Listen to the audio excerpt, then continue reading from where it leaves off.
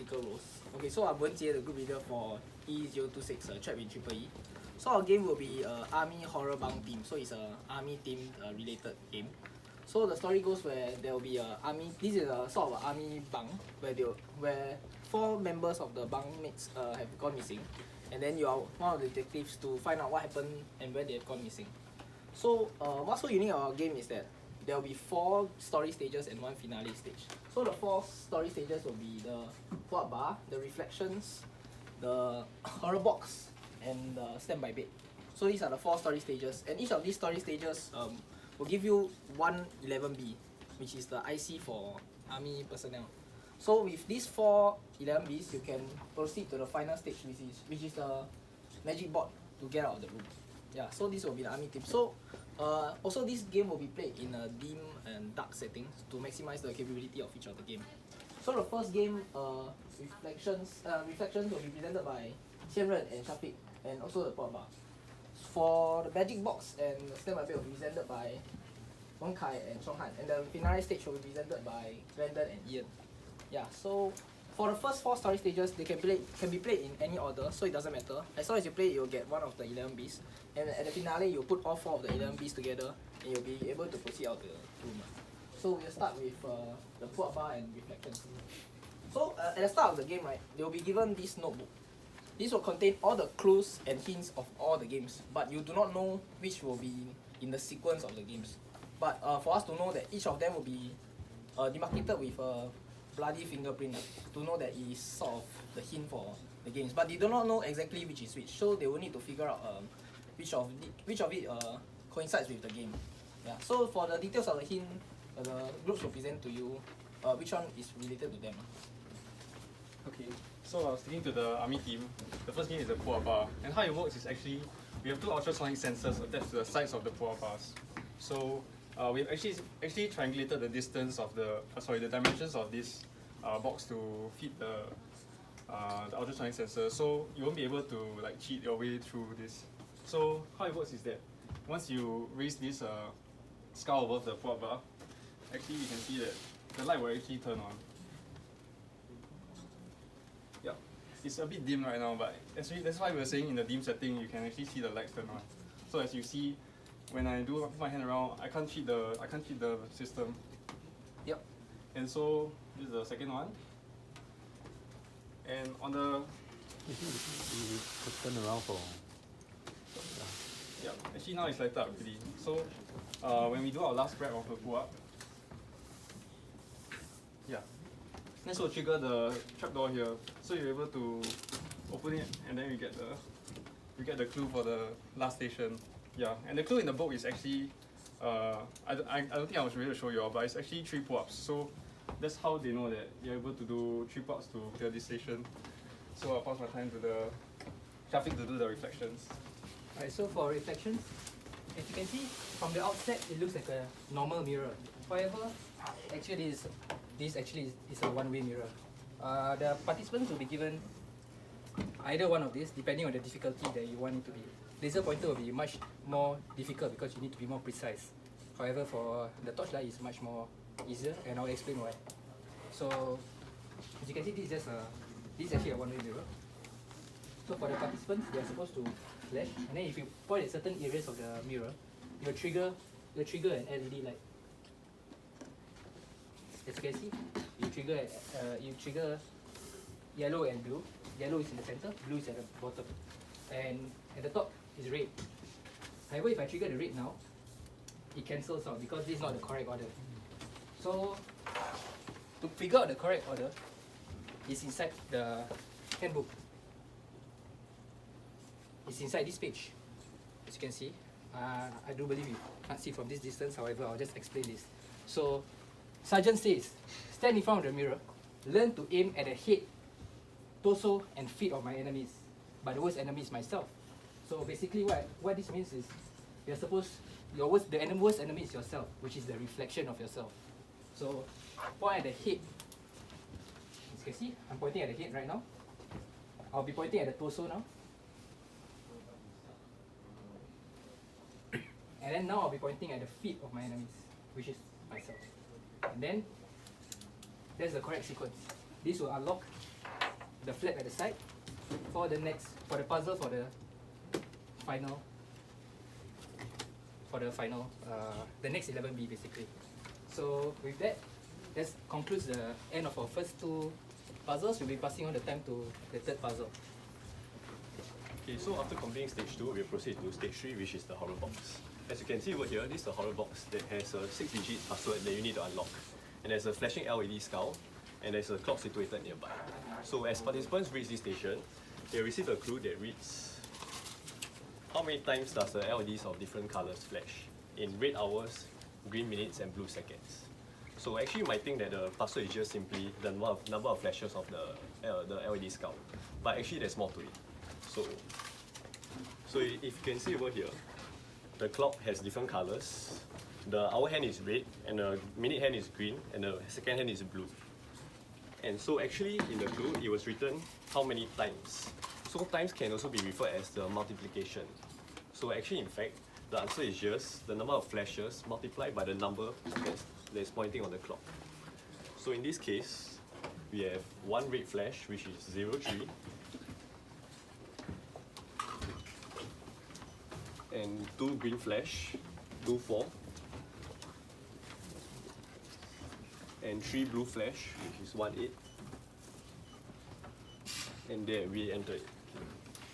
Okay, so after we enter the box, there will be some creepy music heard. Okay, and also a code shown on an LCD screen, which we'll be using in the later part. Okay, for presentation wise, we will remove the music. Okay, so inside the box, as you can see, there's an even smaller box with a letter lock. Okay, and there's a UV torchlight.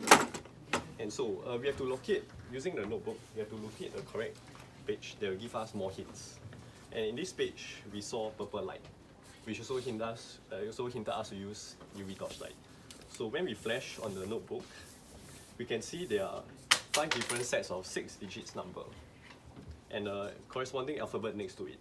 And if you realize, one of the numbers is what we just entered, 032418.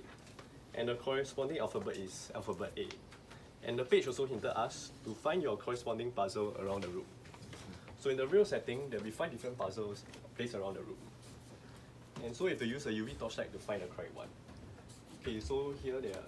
Oh, we just found A. Okay. Okay, so this is puzzle A, which we're going to use. And puzzle A is a keyboard puzzle. So so how do we solve this puzzle is, you have to use the words here. Yeah, and using a keyboard, we'll have to find the correct words. And so once we solve it, the answer will be the code is duck. Okay, so if you use duck here, we can unlock the puzzle, and it will give us the 11B to the final stage. Okay, so one of the unique features of this box is that there are 5 different sets of puzzles, and so when the box is reset, there are 5 different sets of puzzles which we can get a try out. So one of the puzzles we have is like the transposition puzzle, quick pen, base 4 converter, and a riddle. Okay, I'll pass on my time to Chong Han, who will explain the standby bit. Okay. So stage 4 or station 4 is the standby bit. So for those who don't know, right, a standby bit is a process in the army where the soldiers have to put specific items in a specific sequence as part of like discipline and stuff. So basically, for when the participants reach the station, they will be presented with this drawer and a few items which are marked with crosses. So they're supposed to put the items in a certain order. So how do you know which order is from the book? So the book shows the RO, the routine order, or like a sequence of events for a certain day. So how the sequence of the items are put based on when it appears. So for example, 0535, it says brush teeth, wash up brush teeth. So that signifies the toothpaste. Then the next one is change to number 4, bring FAD, which is the first aid dressing and ID tag. So that's the FAD. Then 1245 is camo on, which is signifies the camo. And the last one is book out. So you see that there's two different passes here. So they're supposed to identify which pass they're supposed to be used. So it should be quite obvious because this is written trapped in EEE camp, and Ivan is one of the four recruits as part of story. So if they don't know, then there's Ivan here. The other one is trapped in MBS Cam Snake, which is not correct in our puzzle. So after putting it, there will be a LED flashing sequence to signify that they have unlocked the box. And this one can be unlocked, and they will retrieve the next 11B for the final stage. Okay, so moving on, this is the final stage of our escape room, which won't be usable until you attain all 4 11Bs from the previous puzzles. So once they attain the 4 11Bs, they'll need to figure out how to activate the board, which they can from the clue book that you need to stay with your buddy at all times.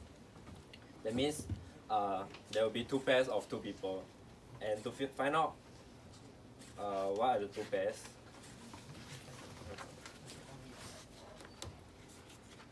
they have to refer to the page in front. So the page will be torn on, but you can figure out that Lucas and Ivan are buddies, and Ethan, which says my buddy, is Vincent's buddy.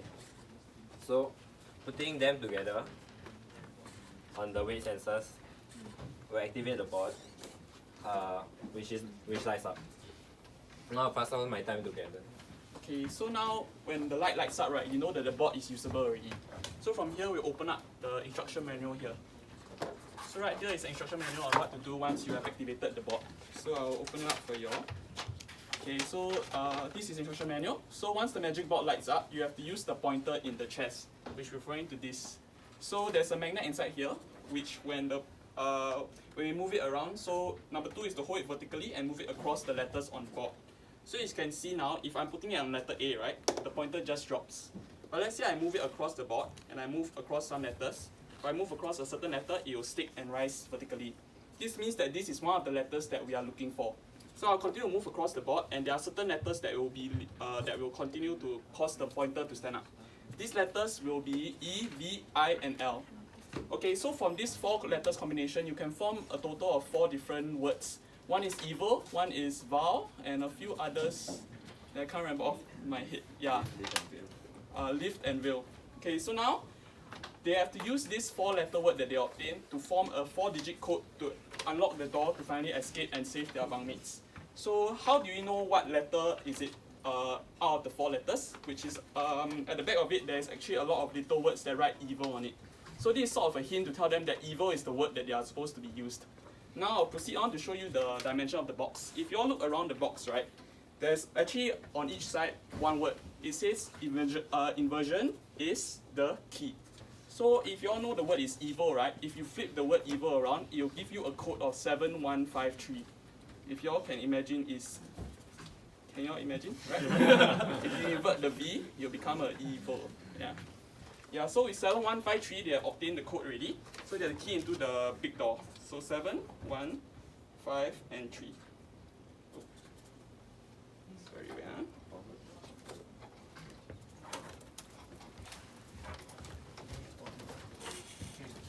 Yeah, I try again. 7, 1, 5, and 3.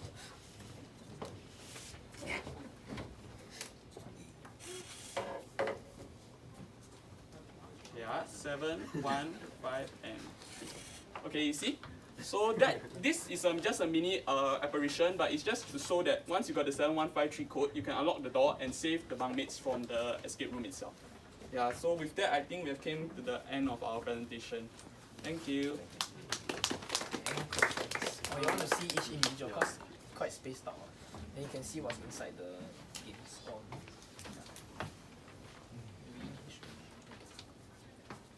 What's the most challenging part of making this project? What's the most challenging part?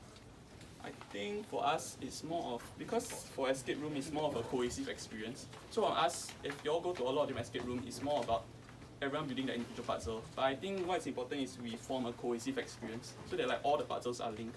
So for our case, we try and make sure that each puzzle gives us a reward, which when put together, we can activate the last puzzle. So I think the hard part was trying to make sure every puzzle like links up and forms a cohesive experience, not just individual puzzles one by one. What about technically? Technically, at the each individual puzzle has their own. I can let them. Okay, sure. Yeah. Yeah.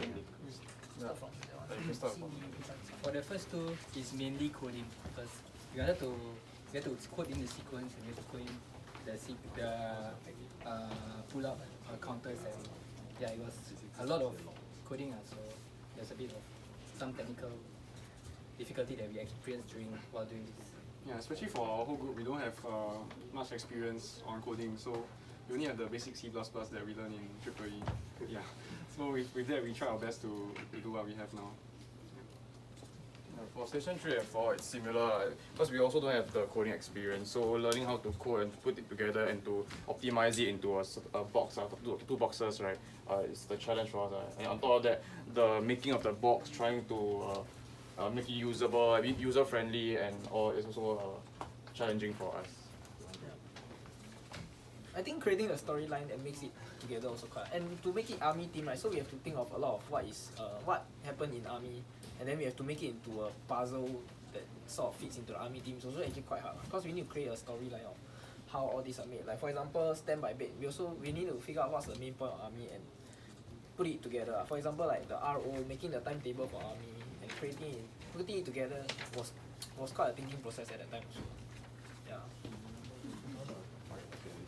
Yeah. For ours was more of the technical aspect, which refers to the weight sensors. Because anyone can make like a weight sensor code online that it's just a weighing scale. But for ours, we have to make sure that, because ours is weight sensor and certain, only like when we pair certain 11 bits together, you activate.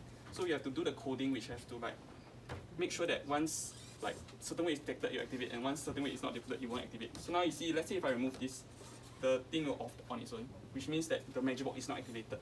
So if I show you underneath, it's also about lifting up all the different stepper motors up. Yeah, so that one didn't go down.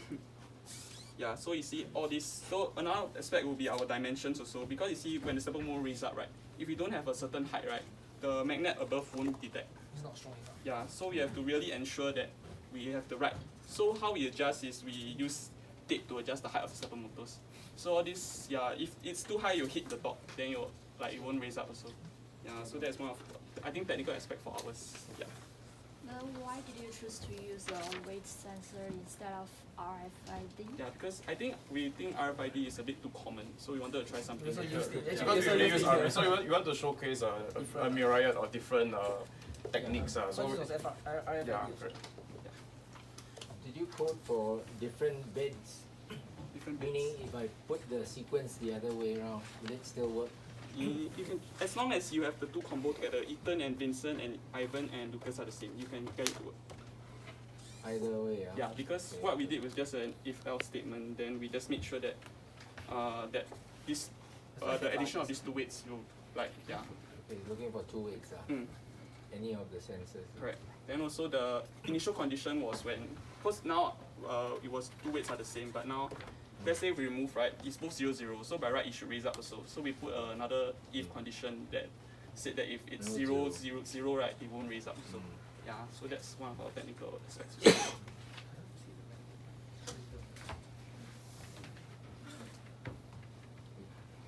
How do your weight sensors work?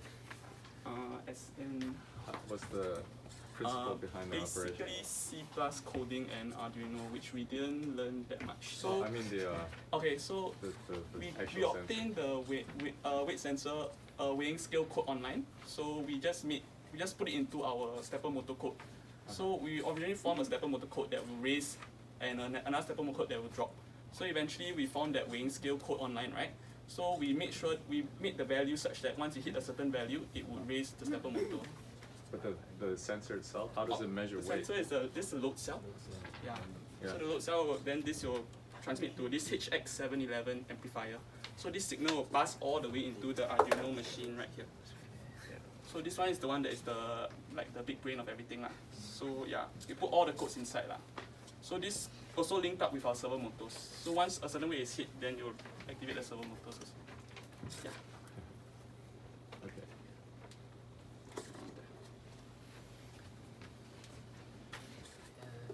Any other question?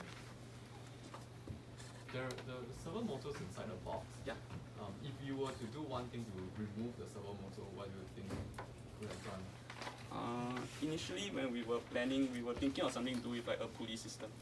So instead of servo motors, we could do like a XY axis pulley system, which will make use of like two different pulleys that will move the magnet. That means the magnet is like perma-fixed at a location, starting location. Then if we want it to go to like evil as our word, right? So we'll make it such that you'll move up and then move here. So we won't use servo motors at all, but instead of pulley system. But the pulley system is very difficult to do. But we are electrical engineers, right? We're not mechanical engineers, right? Yeah, but that one is more, it's like using a lot of like drawer, you know those, how do you call that? Like mechanical aspects, which we felt to fit into such a small box would be very hard. So we went for like a more simplified option, which is just servo motors that will raise it up.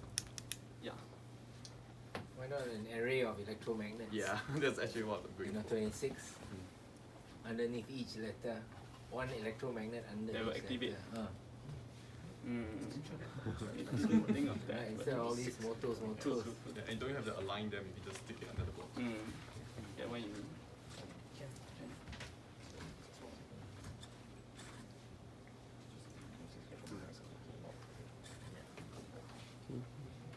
Good job.